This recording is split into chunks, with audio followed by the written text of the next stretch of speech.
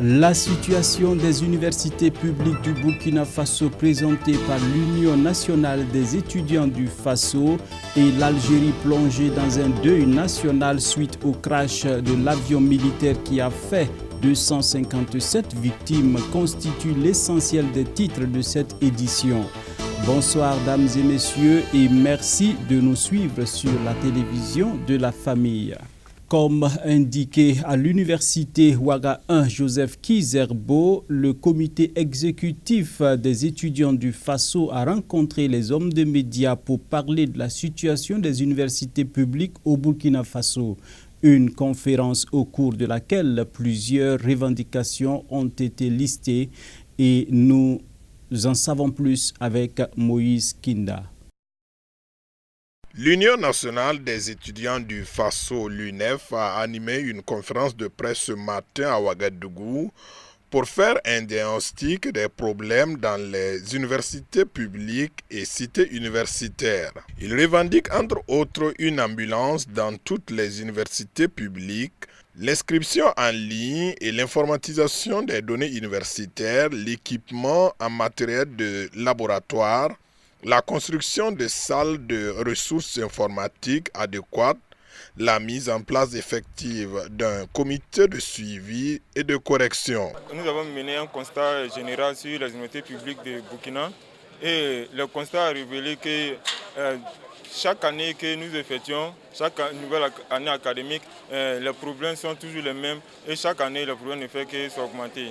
Et aussi on a constaté les travaux menés dans les différentes universités publiques sont toujours n'ont pas été toujours effectués. Vu le bâtiment des travaux même de l'université Ouaga, un procès qui a été interrompu depuis 2015 et sans raison valable. Aussi, on constate aussi que dans nos universités publiques, il y a un problème sérieux d'électrification. Vu aujourd'hui que nous sommes dans une situation où l'insécurité est grandissante, la question de la sécurité est grandissante. Et aussi, il faut dire, à la sortie est de l'université Ouaga, un professeur Joseph Kizerbo, nous avons demandé à ce qu'on puisse mettre un feu tricolore. Oui, parlons de la sécurité, et aussi il y a la sécurité routière qui est là. Oui, chaque matin, lorsque les étudiants viennent, c'est vraiment un blocage au niveau de cette entrée, vu le déplacement des usagers. Aussi, la question du site Ouaga 2. Depuis 2007, les constructions ont commencé. Jusqu'à présent, les étudiants n'ont pas encore eu place dans cette université pour commencer les cours. Donc nous avons demandé maintes fois quand est-ce que les étudiants vont retrouver le site de Ouaga 2 afin de commencer les cours. Quand est-ce que va prendre fin la précarité des études des étudiants de l'université Ouaga 2. Aussi la question du master pour tous au niveau de Ouaga 2. Vu qu'on n'a pas une satisfaction totale, mais avec ce que nous avons eu, les étudiants ont commencé les cours et aussi les examens sont programmés pour le 20. Et selon les organisateurs de la conférence, si rien n'est fait après cette conférence de presse, d'autres actions seront entreprises en vue de se faire entendre. Il s'est tenu ce vendredi 13 avril 2018 le premier CASEM du ministère de la Santé. Ministère de la Santé et Transformation en marché, c'est sous ce thème que les acteurs se sont réunis, bien sûr, pour tenter de répondre à cette thématique. Et Delphine Banissi y était avec Dieudonné Koumsaga et voici le reportage. Renforcer la gouvernance du département de la santé, améliorer le management du dit département pour des résultats tangibles d'amélioration de l'état de santé des populations et faire le bilan du plan d'action 2017 du ministère, ce sont entre autres les objectifs de ce conseil d'administration du secteur ministériel ayant réuni le corps administratif du ministère de la Santé ce vendredi. Selon le ministre Nicolas Méda, l'année 2018 est décisive pour son département. Vous savez tous que nous sommes dans une nouvelle ère de gouvernance inspirée par la vision de son Excellence le Président du Faso de bâtir avec le peuple un Burkina Faso de démocratie. Et surtout, cette vision a été traduite par le gouvernement dans ce qu'on appelle le plan national de développement économique et social. Et chaque département ministériel a reçu la mission de transformation pour réaliser des avancées décisives dans son secteur. Concernant le ministère de la Santé, à mon arrivée, un certain nombre de défis sont ressortis de l'analyse de la situation et ces défis méritaient une réponse transformatrice de l'organisation du ministère de la Santé pour permettre de mieux répondre à ces défis. Ces défis imposaient d'identifier une manière de travailler tournée vers la production de résultats au lieu de l'enregistrement de processus d'activité. Nous avons fait 10 formations, nous avons fait 20 missions, nous avons fait tant d'ateliers. Mais qu'est-ce qui change dans la santé de la population? Qu'est-ce qui change dans la vie des populations? C'est ça les résultats que la population veut voir. Où est l'hôpital qui a été construit? Combien d'années ont été ajoutées à l'espérance de vie de la population? Ainsi de suite. Voilà les transformations que nous attendons pour pouvoir changer la vie des populations. Sur la question du phénomène du tabagisme au Burkina Faso, le ministre indique que des mesures sont en cours en vue de décourager le fumeur. La question du tabac fera l'objet de ce programme de transformation parce que nous avons orienté notre accent sur ce qu'on appelle la prévention. Nous avons dit qu'il fallait mieux empêcher les Burkinabés de tomber malades que d'attendre dans nos hôpitaux que les Burkinabés tombent malades, que nous les soignons à grands frais. Vous avez vu que nous avons créé une direction de la prévention et de la lutte contre les maladies non transmissibles. Et c'est d'ailleurs un des grands objectifs du développement durable.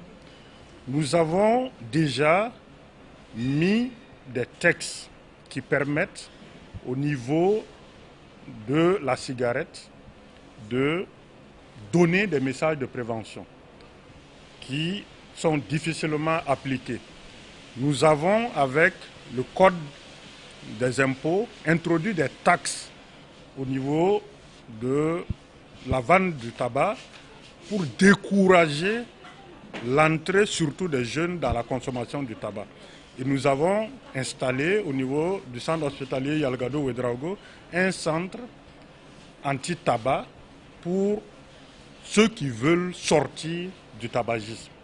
Ce fut une journée pour faire le bilan des actions menées par le ministère de la Santé au titre de l'année 2017 et dégager des perspectives pour une amélioration tangible des services du département de la santé au Burkina Faso afin d'aboutir à une transformation réelle pour la bonne santé du citoyen lambda. Et nous revenons ce soir sur les questions orales avec débat à l'hémicycle. Celle qui nous intéresse ce soir est celle en rapport avec la couverture médiatique dans les zones rouges, notamment le Sahel. Question adressée au ministre de la Communication, Yasmina Djigamde et Dieudonné Koumsaga, nous font l'économie de sa réponse. Ce 14 février dernier, s'est tenue à l'Assemblée nationale les questions orales avec débat. Au menu du jour, la question de la couverture médiatique dans les zones rouges, notamment le Sahel, état des lieux et perspectives. À cette question épineuse, le ministre de la Communication, porte-parole du gouvernement, apporte des éléments de réponse. C'est une réalité dans notre pays que les zones du Sahel et du Nord ont été des zones délaissées. Et qu'au niveau de la télévision nationale, pendant longtemps, les couvertures n'étaient pas effectives, tout comme la radio. Il faut saluer donc la SBT qui permet aujourd'hui d'atteindre quasiment 75% de couverture nationale. Il reste au niveau du Nord des sites à construire pour que cette couverture-là soit parfaite.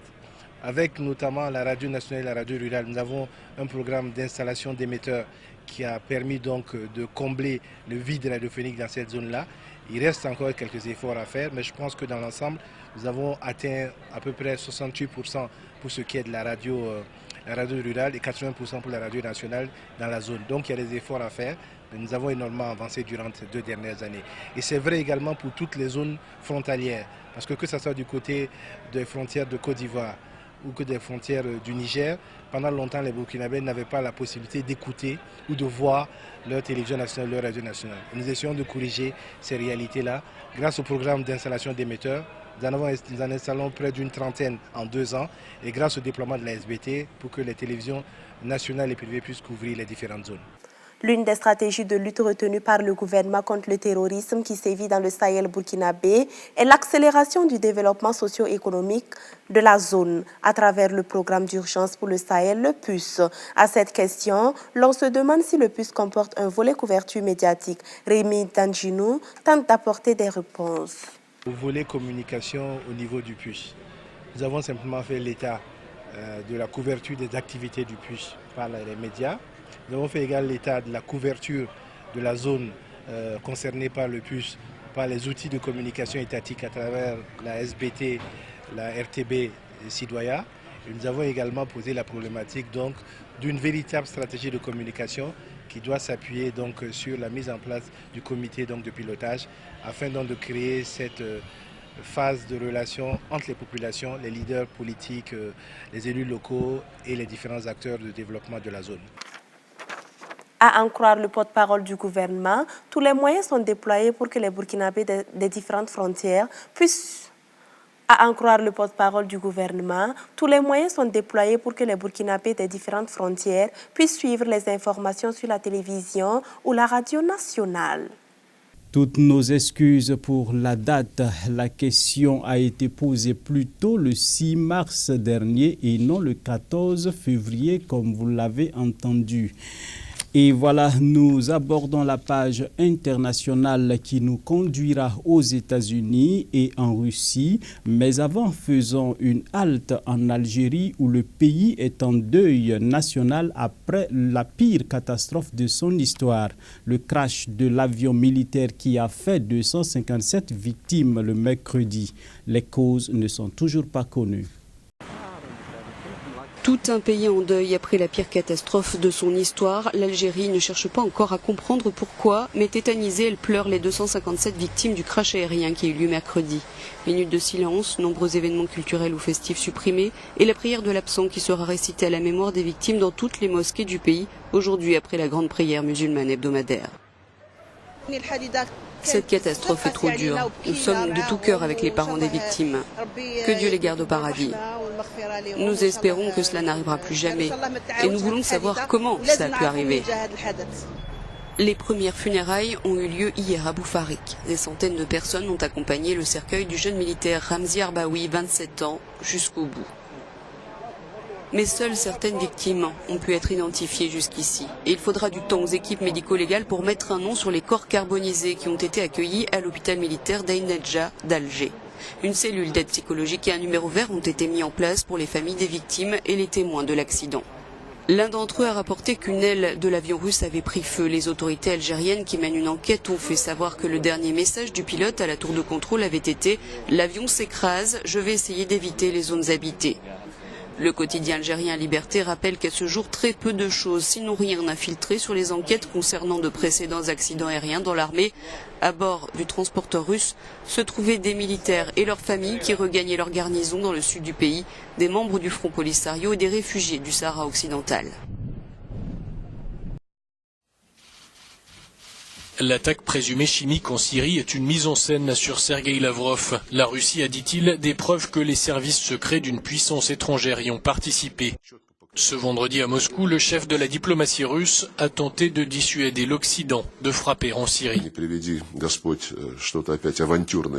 Dieu nous en garde, rien d'aventureux ne sera fait en Syrie de similaire à ce qui a été fait au Liban et en Libye. J'espère que personne n'osera se lancer dans une telle aventure à présent. Même d'insignifiants excès provoqueront de nouvelles vagues de migrants en Europe. Les armes chimiques ne peuvent pas être utilisées sans conséquence en Syrie, a estimé le ministre allemand des Affaires étrangères, Heiko Maas. avant d'ajouter. La Russie est nécessaire pour résoudre le conflit en Syrie. Nous avons toujours pensé que nous ne pouvions pas rompre totalement le dialogue avec la Russie. Vladimir Poutine, qui s'est entretenu avec Emmanuel Macron, a mis en garde la France contre tout acte irréfléchi et dangereux. Les États-Unis pourraient finalement rejoindre le TPP, le traité de libre-échange transpacifique. Donald Trump l'a indiqué jeudi après avoir, à son arrivée à la Maison-Blanche, balayé d'un revers de main le premier accord obtenu sous la présidence de Barack Obama.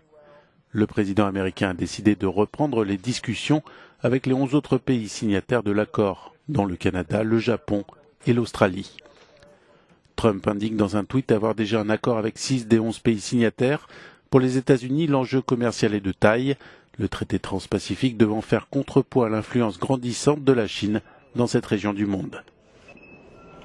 À terme, l'accord pourrait englober 40% du PIB mondial et même un quart du commerce international.